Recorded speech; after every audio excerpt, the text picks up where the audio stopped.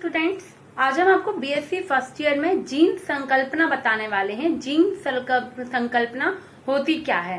तो जीन अभिव्यक्ति, gene concept के नाम से आपको शॉर्ट क्वेश्चंस पूछा जाता था, लेकिन ये अभी ऑब्जेक्टिव क्वेश्चंस वाला पेपर है। लेकिन आपको ये नॉलेज होना बहुत जरूरी है क्योंकि इसी में से आप क्वेश्चंस को पुट अप कर सकते हैं। ठीक है, तो जीन संकल्पना को सर्वप्रथम सटन नामक साइंटिस्ट ने प्रतिपादित किया था। मॉर्गन, मूलर, वाटसन एवं क्रिक ने जाने में व्यापक इसके बारे में व्याख्या की थी। ठीक है, और जीन संकल्पना की विशेषताएं क्या होती हैं अभिव्यक्ति की? इसकी विशेषता होती है कि जीन गुणसूत्रों पर स्थित होते हैं। जीन कहाँ स्थित होते हैं? गुणसूत्रों पर स्थित होते हैं। और जीन जीवों के भौतिक एवं शरीर क्रियात्मक लक्षणों को निर्धारित करते हैं। मतलब भौतिक रूप से और शरीर की क्रियात्मक लक्षणों को भी निर्धारित करते हैं। जीन एक भौतिक इकाई है। पीढ़ी दर पीढ़ी ये माता पिता संतान में पहुंचते रहते हैं। एक पीढ़ी से दूसरी पीढ़ी में जीन का पहुंचना ही। ठीक है, सभी जीवों में गुणसूत्रों की संख्या की अपेक्षा जीन्स की संख्या अधिक होती है।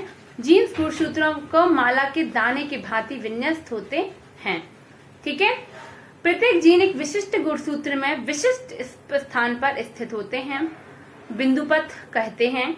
कोई भी जीन एक से अधिक अवस्थाओं में मिल सकता है। सामान्य के अतिरिक्त जीन की जो जीन होते हैं ये अन्य अवस्थाएं युग्म विकल्प या एलील कहलाते हैं। क्या कहलाते हैं? एलील्स कहलाते हैं। प्रत्येक जीन एक विशिष्ट प्रोटीन का संश्लेषण करते हैं। सामान्य के अतिरिक्त जीन की अन्य अवस्थाएं, मतलब हम कह सकते हैं अन्य अवस्थाएं युग्म विकल्प या एलील कहलाती है, जो हमने बता दिया है। विकर का कार्य करती हैं, प्रोटीन संश्लेषण का कार्य करती हैं, जो विकर का कार्य करती हैं। ठीक है, प्रत्येक जीन एक विशेष प्रोटीन हम बता चुके। मनुष्य के गुणसूत्रों की संख्या की तुलना में लक्षण अधिक होते हैं और गुणसूत्रों पर जीन की संख्या अधिक होनी चाहिए। जीन क्या कहते हैं? जीन रेप्लिकेशन करते हैं, मतलब पुनरावृत्ति करते हैं। ठीक है, जीन्स क्या करते हैं? पुनरावृत्ति करते हैं। जीन्स की अभिव्यक्ति के लिए पूर्व में किए गए वर्णन से यह बताया कि आनुवांशिक वंशागति के लिए उत्तरदायी जीन्स ही है। आगे के जनरेशन के लिए उत्तरदायी कौन है? जीन्स होते हैं जो एक पीढ़ी से दूसरी पीढ़ी का नियमन करते हैं और नियंत्रण केंद्र एवं सभी सूचनाओं का भंडार होता है इनमें। ठीक है, जीन्स के सारी आनुवांशिक सूचनाएं न्यूक्लियोटाइड्स निश्चित क्रम द्वारा एक श्रृंखला में व्यवस्थित रहते हैं। ठीक है, तो जो जीन्स के लिए मैंने एक ट्रांसडक्शन, मैंने आपको जीवाणु भोजी विषाणु में भी पढ़ाया था। ट्रांसडक्शन है ये।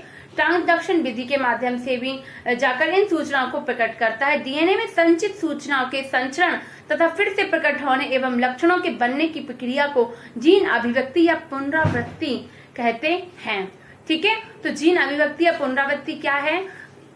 लेकिन हम इस जीन्स की पुनरावृत्ति के लिए किस प्रकार की सूचनाओं का संबंधित अध्ययन करते हैं? इनमें विशिष्ट प्रकार की सूचनाओं का हम यहाँ पर अध्ययन करते हैं। ठीक है, और जीन अभिव्यक्ति के लिए यहाँ पर जो हमने यहाँ पर डायग्राम बनाया है ट्रांसडक्शन का, इस डायग्राम को हम यहाँ पर लेबल करके आप ट्रांसडक्शन बताएंगे। लेकिन इसमें काफी मेथड होती हैं जो हम आपको बताने वाले हैं, जिसमें ट्रांसडक्शन की विधि के माध्यम से यहाँ पर आपको जीवाणु भोजी के बारे में, ट्रांसफॉर्मेशन के बारे में, कॉन्जुगेशन नलिका के माध्यम से भी इसमें विभाजन होता है जीवाणु भोजियों में। तो इस प्रकार के प्रजनन पाए जाते हैं। ठीक है, तो जिसमें हम कह सकते हैं इसमें जो डीएनए आनुवांशिक पदार्थ वाले विषाणु का ट्रांसडक्शन विधि से कैसे हम यहाँ करते हैं। ठीक है, तो सबसे पहले हम बात करते हैं कोशिकाओं के लिए आवश्यक विभिन्न प्रकार के प्रोटीन संश्लेषण होते हैं और जीवों में अलग अलग प्रकार के जीन अभिव्यक्ति की धारणा को माना गया है, जो निम्न प्रकार है। ठीक है, निम्न प्रकार कौन कौन सी है? ट्रांसडक्शन में जैसा कि हमने बताया, ट्रांसडक्शन में जैसे कि फॉर एग्जांपल हम जीवाणु भोजी विषाणु पढ़ रहे हैं।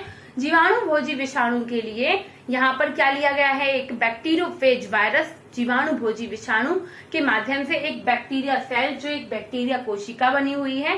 बैक्टीरिया कोशिका फेज ऑफ बैक्टीरियम है, एम्पिटी प्रोटीन कोट। ठीक है, ये क्या है? एक प्रोटीन का आवरण जीवाणु भोजी विषाणु का जो आवरण बचा है, खोल अकेला बचा है, इसमें जो अंदर डीएनए होता है, ये क्या होता है? ये डीएनए अंदर बैक्टीरिया सेल में प्रवेश कर जाता है। बैक्टीरिया सेल का जो होस्ट डीएनए, ये देखिए, ये दिख रहा है, ये क्या है? बैक्टीरिया सेल में होस्ट डीएनए पाया जाता है और फेज एंजाइम्स यहाँ पर पाए जाते हैं। और अब हम बात के सेकेंड स्टेज में जब ये बैक्टीरिया यहाँ पर अटैक करता है बैक्टीरियोफेज, तो यहाँ पर ये पास से कुछ श्लेष्मी पदार्थ स्रावित करेगा, केमिकल्स, और जिनके माध्यम से ये यहाँ की भित्ति, बैक्टीरिया सेल की भित्ति गल जाती है और इसका जो डीएनए होता है ये इसमें प्रवेश कर जाता है। ठीक है, और जब ये इसमें प्रवेश कर जाता है तब क्या होता है, जब इसमें प्रवेश कर जाता है तो साथ ही साथ इसका जो डीएनए इसमें प्रवेश कर जाता है और ये खंडों में टूट जाता है।